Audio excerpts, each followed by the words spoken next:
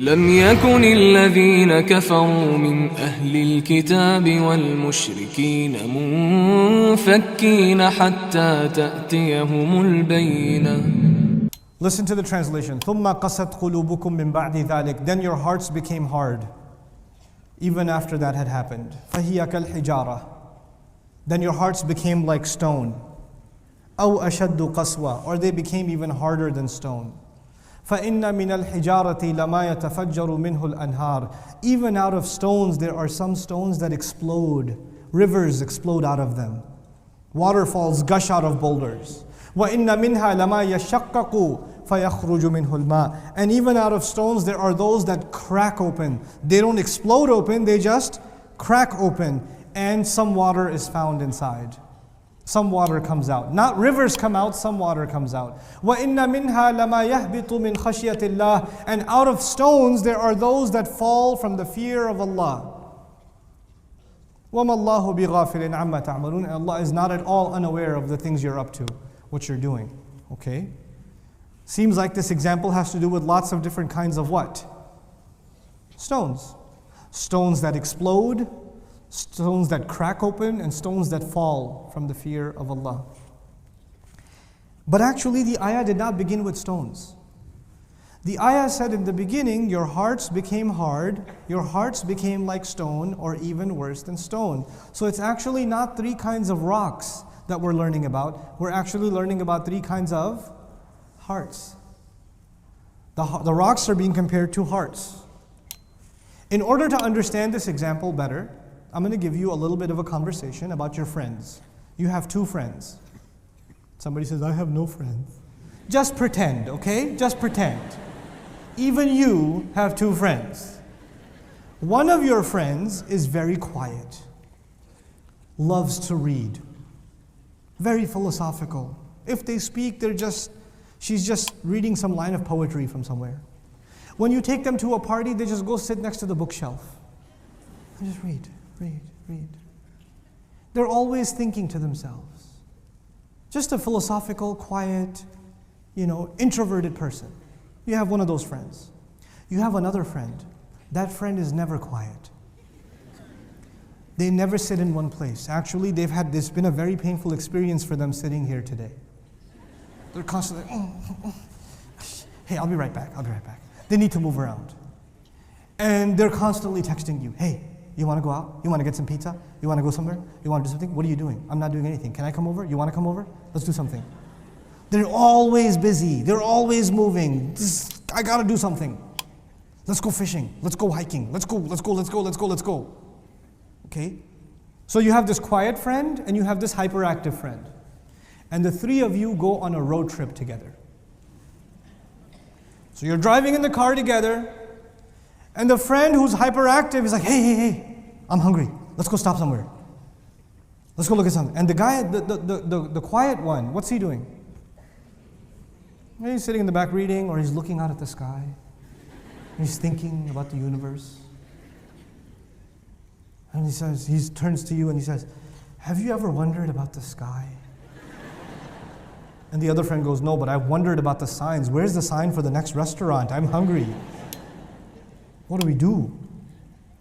Now, you guys, the three of you are going to attend an Islamic conference.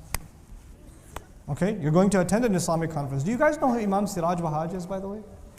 Some of you know. Well, if you don't know, you should know. Look him up. Imam Siraj Wahaj is a very old friend of mine. He's one of the most amazing public speakers ever. He's an incredible orator. He's really exciting, but he's also kind of crazy. He's kind of crazy. He says the craziest things. But when you go to one of his speeches, boy, you're going to come out like, that was awesome! Oh! So one of the speakers at the convention is Imam Siraj. Another speaker at the convention, I'm not going to name him, is a great scholar of hadith. He's an academic. He speaks like this. Allah subhanahu wa ta'ala says in Surah Al-Baqarah, أعوذ بالله من الشيطان الرجيم. بسم الله الرحمن الرحيم. Alif Lam Mim. And in the Tafsir of Imam Al-Qurtubi on page number 435, the scholar is going to give a 5-hour lecture on hadith. And Imam Siraj Wahaj is going to give a 20-minute speech. But his speech is always about, like he can make you excited about anything. Imam Siraj can make you excited about anything. I was attending Imam Siraj's speech one time, and you know he loves to tell stories about himself because he was raised as a non-Muslim. He took Shahada later on in life, and he's telling a story. He goes, "When I was a child, I had a dog." And one guy in the back goes, "Takbir!"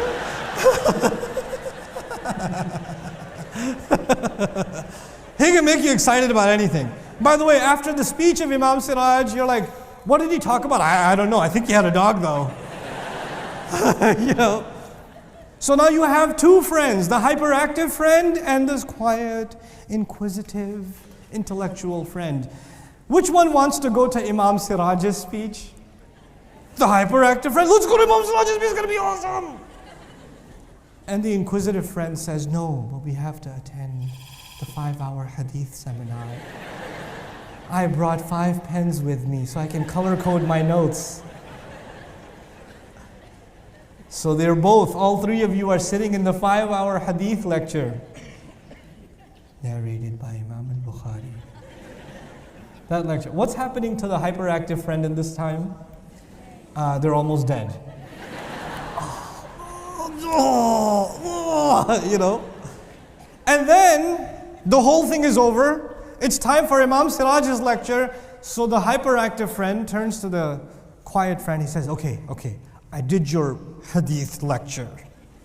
Can we go to Imam Siraj Wahaj's talk? And the intellectual friend goes, but I don't really learn anything at his lectures. I tried to take notes last time. All I have is he had a dog. I don't care. And then he says, then the intellectual friend says, okay, I'll attend the lecture, but what's the topic? And your hyperactive friend says, the topic is Imam Siraj Wahaj is talking, let's go. We're going. And he takes them to the lecture. And who's enjoying this lecture? The hyperactive friend. You have two different kinds of friends. Now I brought this up because there are different kinds of people, aren't there? People have different personalities. Were there different kinds of Sahaba? Sure. Abu Bakr radiallahu anhu was very quiet, very poetic, very philosophical, never really spoke unless he had to. Umar radiallahu anhu before Islam, you know what he was busy doing? Riding horses, punching dudes. Like he was doing his thing. If the term gangster can be used for someone in Mecca before Islam, it would be for Umar radiallahu anhu. Even like someone like Hamza radiallahu ta'ala anhu. Before Islam, these people were not necessarily associated with sitting and reading, and they were busy having a good time. They were living life. They were hiking and they were fishing and they were horseback riding and they were wrestling and they were doing stuff. They're busy. You know how Abu Bakr as-Siddiq accepted Islam immediately? You know how long before Umar and Hamza accepted Islam? 6 years. 6 years! The question is, what are they doing for 6 years? They're doing stuff. They're busy, you know? They're busy. You have friends like this. You have friends that are very serious about their deen. You have other friends, they're good people, but they're just busy doing stuff. They're busy in sports, they're busy in games, they're busy on Facebook, they're busy just going on road trips and vacations, and they're just busy. And when you try to talk to them, they're too busy for it. Isn't that the case?